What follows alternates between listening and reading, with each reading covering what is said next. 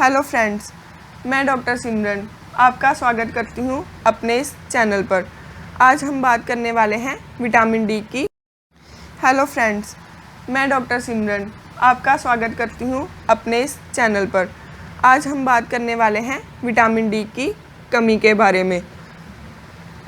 Friends, आज मैं आपको विटामिन डी के 8 लक्षणों के बारे में बताने वाली हूँ। अगर आपको ये 8 लक्षण हैं तो समझ लीजिए आपको विटामिन डी की कमी हो रही है। ये लक्षण इतने सामान्य हैं कि हम इसको पहचान ही नहीं पाते और फिर पता भी नहीं चलता कि ये हमें क्यों हो रहे हैं।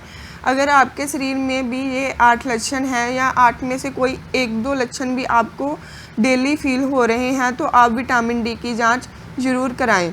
पहला लक्षण जो विटामिन डी की कमी से होता है, बोन पेन। अगर आपको डेली बोन पेन, हड्डियों में दर्द रहता है, काम करते हैं थकान होने लगती है, जोड़ों में दर्द रहता है, हल्की सी भी चोट लगती है आपको ऐसा लगता है जैसे मुझे फ्रैक्चर हो गया है या मुझे फ्रैक्चर हो जाएगा, तो मैं आपको सजेस्ट करती हूँ कि आपको विटामिन डी की कमी हो सकती है। तो इसीलिए आप विटामिन डी की जांच करवाएं। विटामिन डी एक बहुत ही महत्वपूर्ण हार्मोन है जो कि शरीर में कैल्शियम को डिपॉजिट करने में हेल्प करता है। यदि आपके शरीर में विटामिन डी की कमी होगी, आपको पेन हो सकता है, जॉइंट पेन होता है और फ्रैक्चर होने का डर रहता है। विटामिन डी का दूसरा मुख्य जुड़ा हुआ लक्षण जो है वो है मसल पेन। अगर आप जिम में भी जाते हैं और थोड़ी सी भी एक्सरसाइज करते हैं और हाथ पैर में दर्द होना स्टार्ट हो जाता है, फिर आप घर में भी थोड़ा बहुत काम करते हैं और हाथ पैर दर्द होते हैं, मसल्स दर्द होती रहती हैं, तो ये विटामिन डी की डेफिशिएंसी से हो सकता है। आपके शरीर में विटामिन डी की कमी है तो मसल पेन होता है, जिसमें आप जाते हैं 3-4 दिन आपको थकान हो सकती है। तीसरा प्रॉब्लम, जब विटामिन डी की वजह से बहुत ज़्यादा पसीना आना। वैसे तो गर्मी में आमतौर जब आप मेहनत करते हैं, काम कुछ भी करते हैं छोटा मोटा, तो भी आपको पसीना आता है, पर जब विटामिन डी की कमी होती है तो पसीना आने की मात्रा है जो वो ज़्यादा हो जाती है। छोटी छोटी बात पर भी आपको पसीना आने लग जाता है। अगर आप एसी में भी बैठे हुए हैं, फ़ैन के नीचे भी बैठे हुए हैं, तो आपको पसीना आता ही रहता है। तो ये विटामिन डी का लक्षण हो सकता है। विटामिन डी की जांच करवाएं। आपका विटामिन डी कम आता है तो लेना स्टार्ट कीजिए, सप्लीमेंट कीजिए ताकि प्रेसिपिटेशन बंद हो जाए, पसीना आना बंद हो जाए। चौथा प्रॉब्लम, जब पेशेंट विटामिन डी की कमी में फील कर सकते हैं, वो मैंने देखा है डायबिटीज़ में, लेकिन और बीमारी में भी हो सकता है इसमें कि होल्ड हीलिंग में या घाव भरने में बहुत ज़्यादा टाइम लगता है। अगर आपके किसी भी तरह की चोट लग जाती है तो काफ़ी दिन तक आपका घाव नहीं भरता, तो यह विटामिन डी की कमी का लक्षण हो सकता है। ऐसे में आपके चोट लगती है, घाव भरने में दिक्कत आ रही है, शुगर भी है, तो आपको विटामिन डी की जांच आप ज़रूर करवा लीजिए ताकि यह पता चल जाए कि ऐसा तो नहीं विटामिन डी की वजह से आपका घाव नहीं भर रहा। फ्रेंड्स, डिप्रेशन भी एक कॉमन बीमारी है। जब सुबह आप उठते हैं तो काम करने का बिल्कुल भी आपका मन नहीं करता। आप सोचते हैं कि पता नहीं मैं काम क्यों नहीं कर पा रहा। जब आपको नींद नहीं आती और घबराहट सी भी रहती है। डिप्रेशन के तो वैसे बहुत सारे कारण हैं, लेकिन विटामिन डी होने के साथ साथ वो एक हार्मोन भी है। एक डिप्रेशन के साथ जुड़ा गया बहुत सारी ऐसी स्टडी हुई है वेस्टर्न वर्ल्ड में, जिससे पता चलता है कि विटामिन डी की डेफिशिएंसी से डिप्रेशन जैसा दबाव हो सकता है। ऐसे आप स्पेशली ध्यान रखें कि अगर आपको डिप्रेशन जैसी फीलिंग आती है, नींद नहीं आती है और बेचैनी रहती है और काम से आपका मन नहीं लगता, तो विटामिन डी की जांच ज़रूर करवाएं, क्योंकि हो सकता है कि विटामिन डी डेफिशिएंसी से ही आपको नींद ना आने की प्रॉब्लम हो रही हो। विटामिन डी की डेफिशिएंसी का अगला प्रमुख लक्षण है हेयर फॉल। यदि आपकी नॉर्मल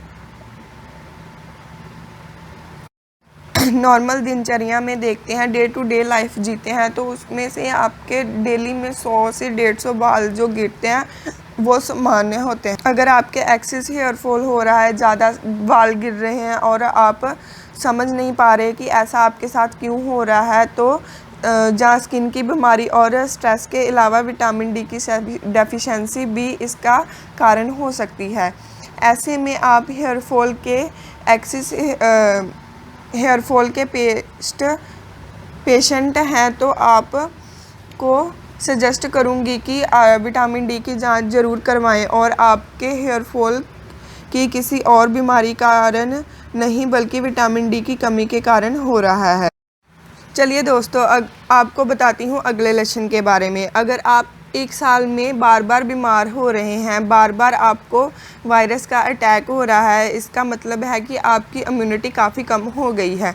और विटामिन डी ऐसा हार्मोन है जो आपकी इम्यूनिटी एक अच्छे ढंग से कंट्रोल करता है। अगर आपकी इम्यूनिटी कम है, आप बीमारियों से लड़ नहीं पा रहे हैं, या फिर आपको बार बार बुखार आ रहा है और जब आप बीमार होते हैं तो आपको ठीक होने में टाइम लग जाता है, तो हो सकता है कि यह विटामिन डी का लक्षण है। तो ऐसे में आप अपने विटामिन डी की जांच ज़रूर करवाएं, ताकि पता चल सके कि जो आप बार बार बीमार हो रहे हैं और आपकी इम्यूनिटी कम हो रही है, वो विटामिन डी की कमी से तो नहीं है।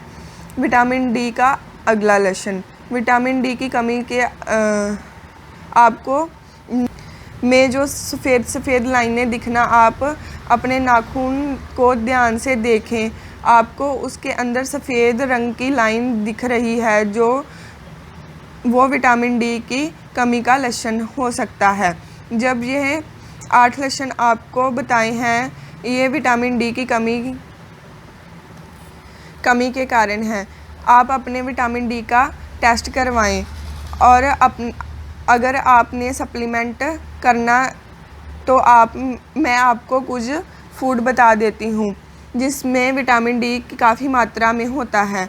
विटामिन डी के लिए ऑरेंज ले सकते हैं, विटामिन डी के लिए पनीर ले सकते हैं, दूध दही ले सकते हैं। अगर आप नॉन वेजिटेरियन हैं तो आप फ़िश ले सकते हैं, चिकन ले सकते हैं। इसके अलावा आप एग ले सकते हैं। इसमें विटामिन डी काफ़ी रिच मात्रा में होता है। और आप डेली अंडे का इस्तेमाल भी कर सकते हैं, इससे भी आपके विटामिन डी की मात्रा को ठीक होने में मदद मिलेगी। और अगला उपाय आप कर सकते हैं, आप डेली सनलाइट में बैठिए आधा घंटा, जिससे आपके विटामिन डी की कमी को पूरा होने में मदद मिलेगी। ये सनलाइट बहुत ही इम्पोर्टेंट स्रोत है आपको विटामिन डी को ठीक होने में।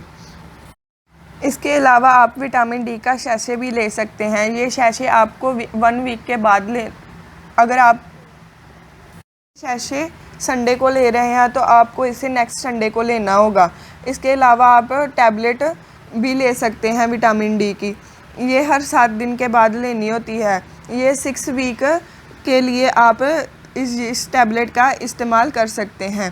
फ्रेंड्स, विटामिन डी बहुत ज़्यादा मात्रा में नहीं लेना चाहिए, वरना ये शरीर में जमा भी हो सकता है। अगर आपने 6 वीक विटामिन डी की टैबलेट ली है या शैशे यूज़ कर रहे हैं, तो इसको आपको 2-3 महीने के बाद दोबारा लेना स्टार्ट करना है, रेगुलर यूज़ नहीं करना है। और अगर